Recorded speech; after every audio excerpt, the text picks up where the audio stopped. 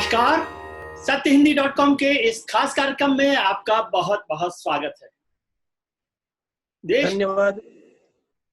देश भर में और अयोध्या में राम मंदिर के लिए, राम जन्मभूमि निर्माण के भूमि पूजन के लिए तैयारियां चल रही हैं। खासतौर से अयोध्या में सभी तैयारियां करीब करीब पूरी हो गई हैं। प्रधानमंत्री नरेंद्र मोदी 5 अगस्त को वहां पहुंचेंगे। अयोध्या में भूमि पूजन की ये लड़ाई एक लंबी कानूनी लड़ाई के बाद पूरी हुई है।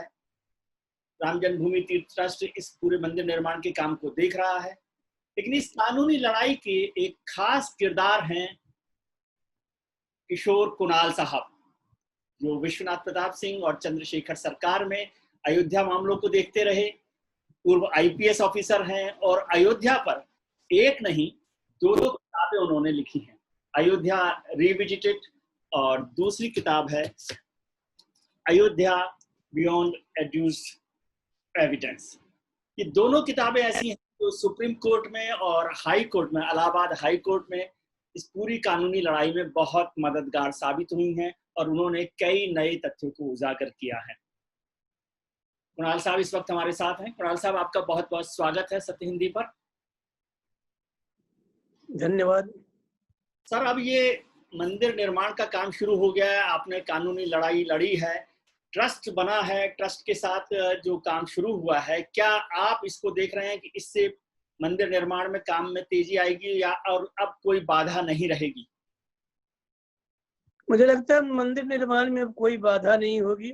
जो कुछ व्यवधान होना था, कानूनी लड़ाई में व्यवधान था, राम जी की कृपा से, हनुमान जी के आशीर्वाद से उसमें बहुत बड़ी विजय हुई है।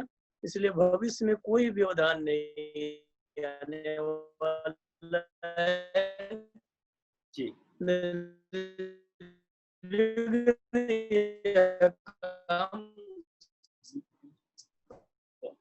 अयोध्या में जो तीर्थ भूमि ट्रस्ट जो बना है, हमें लग रहा था कि जो राम जन्मभूमि की कानूनी लड़ाई है उसमें आपने बहुत महत्वपूर्ण भूमिका निभाई थी, इलाहाबाद हाई कोर्ट में भी और सुप्रीम कोर्ट में भी। सुप्रीम कोर्ट की हियरिंग में आप डेली प्रेजेंट भी रहे थे, तो मुझे लगा था कि तीर्थ भूमि ट्रस्ट में आपका नाम जरूर होगा, आपका नाम शामिल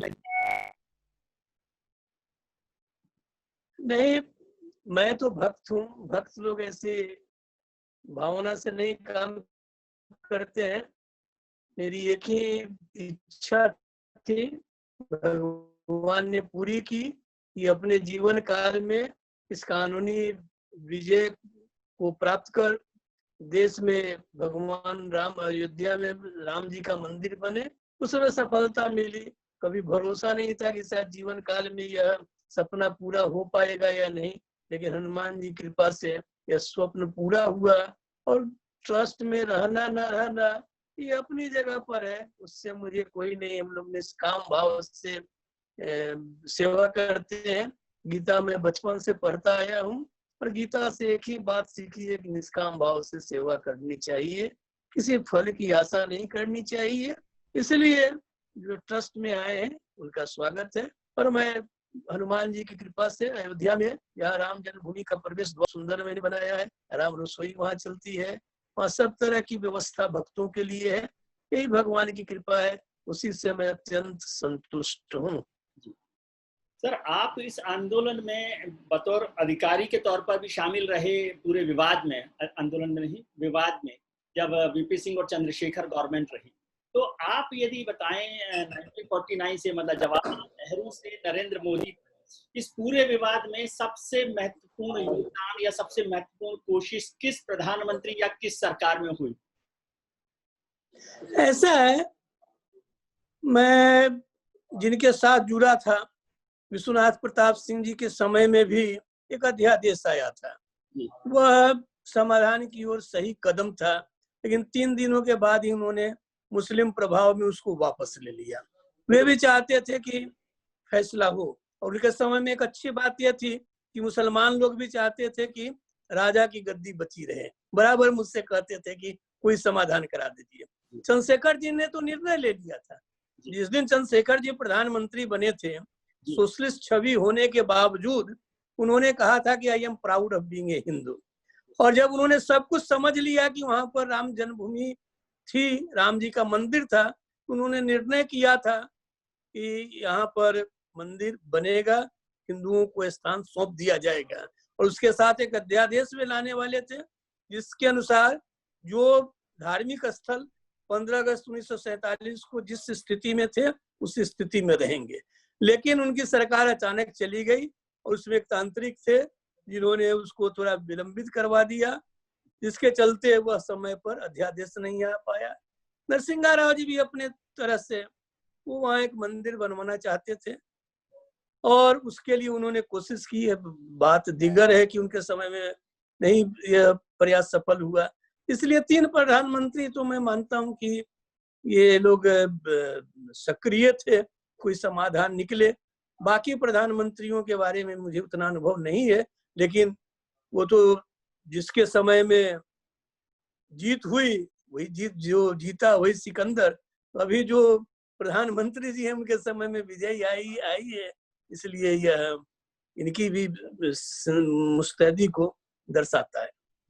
राजीव गांधी सरकार के वक्त में जो ताला खोला गया 1986 में और फिर 1989 में एक समझौते के तहत शिलान्यास भी हुआ, क्या आप उसको एक महत्वपूर्ण कदम मानते हैं इस मूवमेंट के लिए? जरूर मानता हूँ। ताला का खुलना यह महत्वपूर्ण कदम था। उसी से आंदोलन में गति आई, उसी से देश और दुनिया ने माना पाया कि अयोध्या में राम जन्मभूमि के साथ घोर अन्याय हुआ है। उसके बाद लोग संगठित हुए, इतना बड़ा आंदोलन हुआ, इसलिए वो एक बहुत बहुत महत्वपूर्ण कदम था भगवान के मंदिर में ताला बंद होना। इसमें एक बात मैं आपको बतला दूं, ताला जो खुला, अब पृष्ठभूमि जो रही हो, लेकिन डिस्ट्रिक्ट जज ने पूछा कि ताला बंद करने का कोई अदालत का या प्रशासन का आदेश है कि नहीं है। जब डीएम और एसएसपी ने बतलाया कोई आदेश नहीं है, तो डिस्ट्रिक्ट जज ने कहा खोल दीजिए। यही छोटी सी बात थी, इसको लेकर के इतना बवंडर इन लोगों ने मचाया, ये घोर अनर्थ हो गया, कुछ हो गया। जब आदेश ही नहीं था बंद करने का, तो आपने 1950 से लेकर के 86 तक जो बंद किया, यही राम जन्मभूमि मंदिर के साथ, भगवान राम के साथ घोर घोर अन्याय था। इसलिए जो अन्याय हुआ था उसको सही आदेश से दुरुस्त किया गया। तो इसकी क्रेडिट क्या राजीव गांधी को दी जा सकती है मूवमेंट को लेकर? अब वो मैं पर्दे के पीछे, चूंकि मैं था नहीं, मैं 3 प्रधानमंत्रियों के समय में था, उनके समय में सामने क्या हुआ, पीछे क्या हुआ मैं जानता हूँ। अगली मेरी कोई पुस्तक आएगी अयोध्या पर, वो सब मैं लिखूंगा। अब राजीव गांधी के समय में नहीं था, इसलिए मैं जानता नहीं हूँ, बल्कि मैंने उस समय किसी धार्मिक नेता थे जो उसमें कुछ मध्यस्थता कर रहे थे, उनको मैंने लिखा था कि आप मुझे बुला लीजिए, मैं थोड़ा सुझाव दूंगा।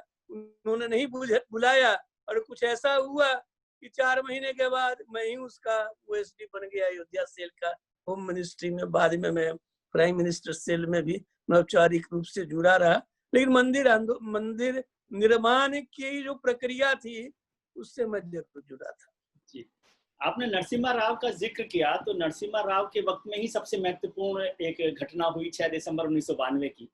क्या आप भी उन्हें जिम्मेदार मानते हैं प्रधानमंत्री के तौर पर कि वो एक्टिव नहीं थे? यदि वो एक्टिव होते तो मस्जिद नहीं गिरती, या गिरने के बाद भी जो खासतौर से मंदिर निर्माण का काम हुआ उस वक्त केंद्र की सरकार का शासन वहां पर था? नहीं, ऐसा है, इसमें 2 बातें हैं। नरसिंहा राव जी के बारे में एक आम धारणा फैली हुई इस देश में कि जब मस्जिद टूट रही थी तो या तो पूजा घर में चले गए पाठ करने के लिए, जब मस्जिद टूट गई तब वे निकले, या सो गए थे। ये बात गलत है। मस्जिद के टूटने के हर आधे घंटे पर होम सेक्रेटरी गोडबोले साहब ने उनको सूचना दी थी। उनकी समझ में या उनके अधिकारियों की समझ में जो कुछ हो सकता था उन लोगों ने करने की चेष्टा की। अब टूटने में उनका हाथ था कि नहीं, निष्क्रियता उसके लिए उत्तरदायी थी कि नहीं, मैं नहीं कह सकता। लेकिन एक बात जरूर मैं कहूंगा कि जब मस्जिद या जो विवादित ढांचा था जब ध्वस्त होकर गिरा, 30 घंटे तक उन्होंने केंद्रीय राष्ट्रपति शासन में भी सीआरपी या पैरामिलिट्री फोर्स को वहां जाने नहीं दिया, तब तक जब तक कि ये अस्थायी मंदिर नहीं बन गया था। यदि उस समय कब्जा कर लिया होता वहां सपाट जमीन थी। तो आप नरसिंहा राव जी को श्रेय जाता है, 30 घंटे तक उन्होंने पारामिलिट्री फोर्स को वहां रोक रखा, जाने नहीं दिया। जब वहां मंदिर अस्थायी बन गया तब पारामिलिट्री फोर्स वाले गए। और इसमें सबसे बड़े जो उनके सलाहकार थे, जो इस दुनिया में नहीं है, लेकिन जो सबसे बड़ा क्रेडिट जाना चाहिए था, नरेश चंद्रा थे। नरेश चंद्रा साहब थे, जो पहले होम सेक्रेटरी थे, कैबिनेट सेक्रेटरी थे। बाद में रिटायरमेंट के बाद नरसिंहा राव जी ने उनको senior adviser to the prime minister बनाया था। यह सबसे बड़ा योगदान है। मस्जिद के विध्वंस में या विवादित ढांचे के विध्वंस में उनकी क्या भूमिका थी, मैं प्रामाणिक रूप से नहीं कह सकता, लेकिन मेकशिफ्ट टेम्पल बनाने में उनका और नरेश चंद्रा साहब का बहुत बहुत बड़ा योगदान था। नरेश चंद्रा साहब या नरसिम्हा राव साहब? नहीं, दोनों का। क्योंकि नरेश चंद्रा साहब सलाहकार थे, उन्होंने ये सलाह दी, और करने वाले तो प्राइम मिनिस्टर थे। प्राइम मिनिस्टर बोलते कि नहीं, मैं आपकी बात से सहमत नहीं हूँ, पारामिलिट्री फोर्स को अभी मार्च करना चाहिए। इसलिए दोनों को क्रेडिट जाता है। सर, पूरे जुडिशियल उसमें आपने एक और बड़ा तथ्य रखा था जो इस पूरे सिस्टम से या पूरे जो मसला है उससे अलग है, वो है बाबर का नाम। आपने अपनी किताब में भी लिखा और अदालत में भी कहा कि बाबरी मस्जिद को जो भी बात कहते हैं, उसका निर्माण बाबर के मीर बाकी ने या बाबर के वक्त में नहीं हुआ। उस मंदिर का ध्वंस भी उस वक्त नहीं हुआ, औरंगजेब के वक्त हुआ। क्या इस तथ्य को अदालत ने माना? ऐसा है, इलाहाबाद हाई कोर्ट के जस्टिस सुधीर अग्रवाल जी ने इसको अक्षरशः माना। 15 पृष्ठों के जजमेंट में इस बात को लिखा, यहाँ तक लिखा कि अब तक यदि बड़े बड़े इतिहासकारों ने ये अनुसंधान नहीं किया, उनका दोष है, दर्पण की तरह सिद्ध हो चुका है। मेरी पहली किताब जो है, उसकी भूमिका में आप देखेंगे former chief justice of India GB Patnaik ji ने एकदम अपने जजमेंट के तौर पर लिखा कि जो आम धारणा है कि बाबर ने मंदिर को तोड़कर मस्जिद बनाई, ये गलत है। ये प्रमाणित है किया गया इस पुस्तक में कि यह काम औरंगजेब और उसके सिपह सालार फिदाई खान ने किया था। दूसरे किताब की भूमिका में आप देखेंगे बहुत बड़े चीफ जस्टिस ऑफ इंडिया, लोग कहते हैं कि उतना बड़ा ज्ञानी कोई हुआ नहीं, जस्टिस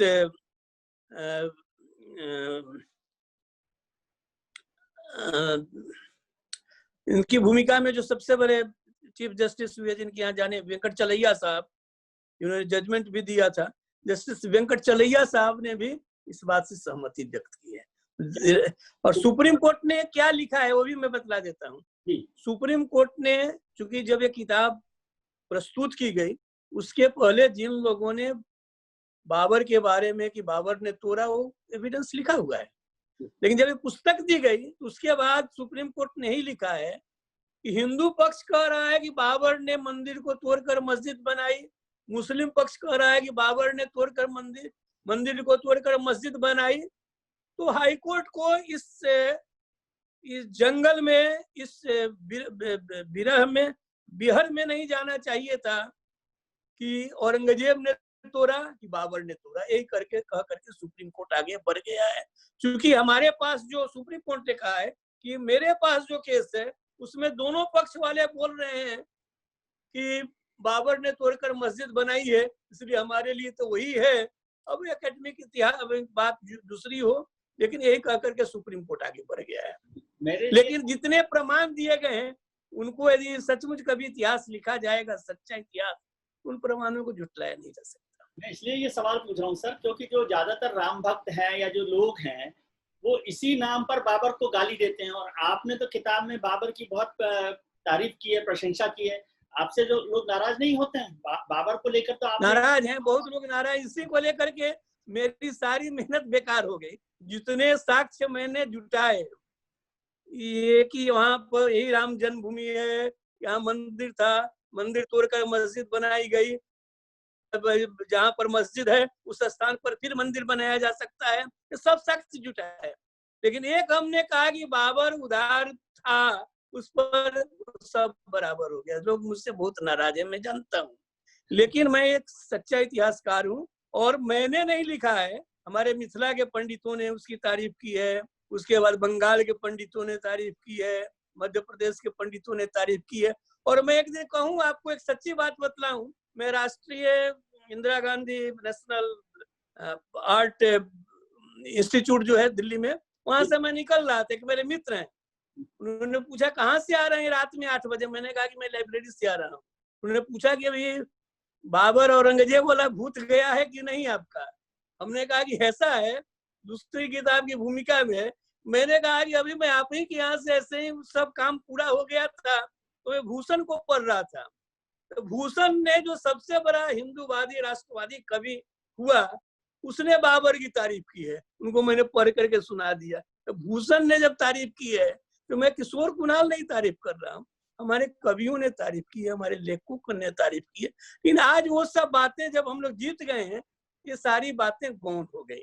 हम लोग विजय प्राप्त कर चुके हैं, बाबर ने मस्जिद बनाई, औरंगजेब ने बनाई, आज वो नहीं है तो बनाया गया कि बाबर को बेवजह विलेन तो बनाया गया। ऐसा बेवजह मैं नहीं कहूंगा, बहुत इतिहास बहुतों के साथ बहुत अन्याय हुआ है, किसी के साथ 100 साल 200 साल 400 साल के बाद हुआ है, और हमने उसका सारा दोष बुकानन पर दिया है। और बुकानन की किताब को जब इसने छापा, बुकानन ने यदि सही किया होता, बुकानन के पहले सारा देश जानता था कि औरंगजेब ने तोड़कर बनाया। ये 200 साल में इतिहास आया, फिर 250 साल 100 साल में हो सकता है यह जो दोष है जिसने किया औरंगजेब पर थोपा जाए। लेकिन अब वो सब लोग, अब तक मैं देख रहा हूँ कि सबके प्रति लोग अपना उदार भाव रखे हुए हैं। जिन्होंने मुकदमा लड़ा वो भी आ रहे हैं, सबका स्वागत होना चाहिए। यह देश उदार विचारों का देश है, इसलिए अब उनको भूल जाना चाहिए।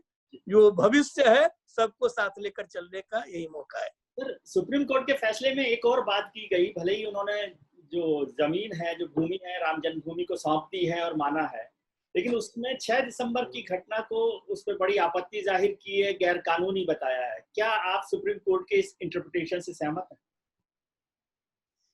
ऐसा है कि सुप्रीम कोर्ट ने जो दिया है फैसला वो अपनी जगह पर है, लेकिन फैसले को उन्होंने अमली जामा तो नहीं पहनाया। जैसे लिखा, कमेंट किया, उस पर कोई कार्रवाई नहीं की, इसलिए मैं मानता हूं कि वो एक पासिंग रेफरेंस होता है, इसलिए वो पासिंग रेफरेंस के तौर पर है। हाँ, जजमेंट के आधार पर उस पर वो बोलते कि मुकदमा करो, ये उनको वापस करो, तब होता है कि उसका महत्व होता है। अब चूंकि उसको उन्होंने लिखा है लेकिन उस पर कोई कार्रवाई करने का आदेश नहीं दिया है, इसलिए उसका कोई महत्व नहीं है। नहीं, इसलिए मैं ये सवाल कर रहा हूं क्योंकि अभी जो लखनऊ कोर्ट में जो मामला चल रहा है बाबरी मस्जिद विध्वंस का, जिसमें अडवाणी, मनोज जोशी, उमा भारती और बहुत सारे लोग अभी हैं और उनकी हियरिंग चल रही है और 31 अगस्त तक इस पर फैसला आना है, तो क्या इस पासिंग रेफरेंस का उस फैसले पर असर पड़ेगा, उस मुकदमे पर असर पड़ेगा? ऐसा है कि मैं 27 साल पुलिस में था, एक ही बात सिखाई गई थी कि जो मामला सब जुडिस हो उस पर कमेंट नहीं करना चाहिए। तभी सब जुडिस है, तो 1-2 महीने में फैसला आने वाला है। मैं वकील रहता तो जरूर मैं बोलता कि हाँ ये दोषी है या निर्दोष है, इसलिए अब आ जाने दीजिए। वहां पर विवेकशील जज साहब बैठे हुए हैं, वो फैसला देंगे, उसका प्रभाव पड़ेगा नहीं पड़ेगा। आप पुलिस ऑफिसर रहे हैं लंबे समय तक, इसलिए जानना चाहता हूं कि इस मुकदमे के लिए भारतीय जनता पार्टी और बहुत से लोग पहले कहते रहे थे कि ये पॉलिटिकल वेंडिटा है, राजनीतिक द्वेष से ये मुकदमे दायर किए गए इन सब नेताओं पर। तो क्या पुलिस इस तरह से मुकदमे दायर करती है? और दूसरी बात, जो राज्य सरकारें होती हैं वो पॉलिटिकल मुकदमों को आमतौर पर विड्रॉ कर लेती हैं, लेकिन यहाँ भारतीय जनता पार्टी की सरकार ने इन मुकदमों को विड्रॉ नहीं किया, इसका क्या मायने है? तो वे लोग जाने, अब उस पर मैं बहुत कमेंट नहीं करना चाहूंगा, क्योंकि मेरी तीसरी किताब अयोध्या पर आ रही है, उसमें मैं लिख रहा हूँ कि कौन काम किसको कब करना चाहिए था, और जो लोग दोषी थे जिन्होंने गोली चलाई वो कब कैसे पुरस्कृत हो गए, जिनको दंड मिलना चाहिए था वो पुरस्कृत हो गए, जिनको अच्छे काम के लिए जैसे नरेश चंद्र साहब को पुरस्कार मिलना चाहिए था, उनका सम्मान होना चाहिए था, उपेक्षित हो गए। उस समय तीसरी किताब में मौका मिलेगा तो जरूर लिखूंगा कि क्या क्या हुआ 1949 से लेकर के या 34 से लेकर के 2009 तक जो कुछ हुआ। मैं इतिहासकार हूँ, उस मैं सारी बातें जब मैं लिखता हूँ तो कोई बात छिपाता नहीं हूँ। बोलने में भले ही मैं कुछ बातों को छिपा लूं, लेकिन लिखने में मैं कोई बात नहीं छिपाता। जो बात सच्ची है आप देखेंगे 2 साल 3 साल में किताब आएगी तो सब कुछ मालूम हो जाएगा कि कब किसको क्या करना चाहिए था, कहाँ करना चाहिए था, जो नहीं हुआ। और अंततो गत्वा जब विजय मिल गई है तो फिर रास्ते में क्या भूलें हुई उनको ध्यान देना, उनको फोन कर देना ही बेहतर रहता है। जी। आपको भले ही ट्रस्ट में शामिल नहीं किया गया हो, लेकिन आपने ये एक अनाउंसमेंट किया था जो मुझे जानकारी मिली कि जो आपका पटना का महावीर मंदिर है उसकी तरफ से मंदिर निर्माण में 10 करोड़ रुपए या कुछ राशि जमा कराई जाएगी। और मुझे बताया गया कि आप भी अयोध्या जा रहे हैं, इस मौके पर आपको बुलाया गया है, तो क्या है? नहीं नहीं, मुझे बुलाया गया है इसके लिए, इसकी जानकारी मुझे नहीं है। मैं जा रहा हूँ। पहले मैं बतला दूं कि जिस दिन फैसला आया 9 नवंबर 2019 को, पहला व्यक्ति या पहली संस्था हम लोगों की महावीर मंदिर है, इसने घोषणा की थी कि 10 करोड़ रुपया इस मंदिर निर्माण के लिए देगी और हर साल 2 करोड़ देगी। 5 साल मैंने सोचा था कि मंदिर बनने में लगेंगे, यदि वो 3 साल में बना देते हैं तो 3 साल में हम 10 करोड़ दे देंगे। उसकी पहली किस्त रामनवमी के दिन, जिस दिन उनका खाता खुला, हम लोगों ने 2 करोड़ रुपए दे दिए। और मैं आशावान था कि जीत हम लोगों की होगी, इसलिए मैंने 1 साल से वहां राम रसोई की तैयारी कर रखी थी कि जिस दिन जीत होगी महावीर मंदिर की ओर से जितने भक्त लोग हैं सबको निःशुल्क भोजन कराया जाएगा। वो निःशुल्क भोजन चलता रहा जब तक लॉकडाउन नहीं हुआ। लॉकडाउन में भी हम लोगों ने 80,000 लोगों को भोजन कराया। तो यह हो या नहीं हो, हम लोग भक्त हैं। भक्त के रूप में पहले से हम लोग 10 करोड़ रुपया सोचे हुए थे, रखे हुए थे कि जिस दिन जीत होगी, और लग रहा था सुप्रीम कोर्ट में इस बार कि जीत होगी, तो सबसे पहले हम लोग इस मामले में आगे आने वाले हैं। भविष्य में भी जो मौका देंगे वो हम लोग करेंगे। हम लोग भी जा रहे हैं वहाँ। लड्डू मतलब मैं समझा नहीं, अभी आपको इनवाइट नहीं किया गया है, ऑफिशियली आमंत्रण नहीं मिला? जी ना, मुझे वो नहीं है। मैं जा रहा हूँ क्योंकि हमारी पूरी टीम लड्डू बनाने के लिए चली गई है। 1.25 लाख लड्डू बनाने के सारा सामान पटना से जा चुका है। उस सिलसिले में मैं उसको सुपरवाइज करने के लिए परसों जा रहा हूँ। अब पता नहीं वो लिस्ट फाइनल हुई है नहीं हुई है, मैं हूँ नहीं हूँ। ट्रस्ट में भी मैंने कभी इसका नहीं सोचा, लेकिन मुझे मैं बहुत अंतर नहीं पड़ता क्योंकि जहाँ ये फंक्शन होने वाला है उससे मैं 100 गज की दूरी पर हूँ। हम लोगों का मंदिर जो है उसके बगल में है, वहाँ जो कुछ होगा वो राम जी की यहाँ की आवाज यहाँ तक पहुंचेगी। इसलिए कोई मुझे उसकी जानकारी नहीं है कि मैं आमंत्रित हूँ या नहीं, लेकिन उससे फर्क नहीं पड़ता, मैं जा रहा हूँ। मतलब क्योंकि 1.25 लाख लड्डू न आखिरी केवल वहां बांटना है, बल्कि राम जी के जहां जहां चरण पड़े, खासकर बिहार में सब जगह वो लड्डू भेजना है। क्योंकि हमारे जीवन में सबसे बड़ा महत्वपूर्ण यह दिन है और सबसे बड़ी खुशी का दिन है। इसलिए हम लोग मंदिर की ओर से 1.25 लाख लड्डू बांटने जा रहे हैं। इसमें शायद 51,000 लड्डू वे लोग ही रख लेंगे और बाकी हम लोग और जगह बांट देंगे। मतलब ये समझ आई बात आपसे, आप जैसे विद्वान से, कि कोई भी आंदोलन हो उसमें कुछ लड्डू बनाने वाले होते हैं और कुछ लड्डू खाने वाले होते हैं। नहीं, ऐसा नहीं है। खुशी के अवसर पर लड्डू ये हम लोगों के यहाँ रहा है। खास करके हनुमान जी का तो सबसे प्रिय भोजन लोग जानते ही हैं, लेकिन आनंद रामायण में लिखा हुआ है कि राम जी का भी सबसे प्रिय भोजन लड्डू है और बाल रूप में वो राम लला जी हैं, लड्डू उनको विशेष प्रिय है। और एक बात मैं बतला दूं, कभी आप आइएगा तो देखिएगा, हम लोगों का जो नैवेद्यम है, जो पटना में हम लोग इस नाम से लड्डू बनाते हैं, उस स्वाद का लड्डू हिंदुस्तान में कहीं नहीं बनता है। हम लोग शुद्ध गाय का घी कर्नाटक से लेते हैं, ऑस्ट्रेलिया से हम लोग बेसन मंगाते हैं, कश्मीर से केसर मंगाते हैं, केरला से इलायची मंगाते हैं, तिरुपति के कारीगर हैं, तमिलनाडु के रहने वाले हैं। इसलिए जो हम लोगों का दुनिया का सब कुछ बेस्ट है वो सामग्री हमने पटना से भेज दी है। उस दिन जिन लोगों को लड्डू मिलेगा मैं समझता हूँ देश का सबसे स्वादिष्ट जी। उनको मैंने प्राप्त हो गया। सुना नहीं ज्यादा, लेकिन गोस्वामी तुलसीदास ने तो राम के जीवन चरित्र में केवट को, शबरी को, जामवंत को, हनुमान को, सुग्रीव को और यहाँ तक कि गिलहरी को, नल, नील को सबको क्रेडिट दे दिया है। इस पूरे आंदोलन में अब जो लोग तुलसीदास बन रहे हैं, जो रामचरितमानस नया लिखेंगे इस राम जन्मभूमि के आंदोलन में, उसमें किशोर कुणाल का नाम शामिल होगा कि नहीं होगा? ऐसा है, मैं नहीं जानता, लिखने वालों पर निर्भर करता है। जो अपना मेरी किताबें हैं और किताबें आएंगी, ये किताबें यदि चलेंगी तो लिखा जाएगा, नहीं चलेंगी नहीं लिखा जाएगा, उनकी मुझे परवाह नहीं रहती है। उस समय जो है वो सबसे बड़ा निर्णायक होता है।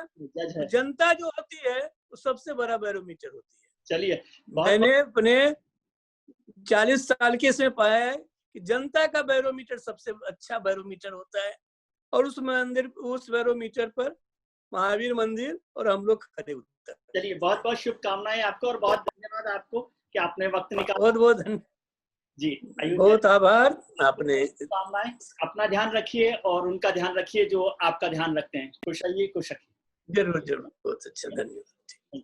सत्य हिंदी के और वीडियोस को देखने के लिए हमारे YouTube चैनल को सब्सक्राइब करें और सीधे नोटिफिकेशन पाने के लिए बेल आइकन दबाएं।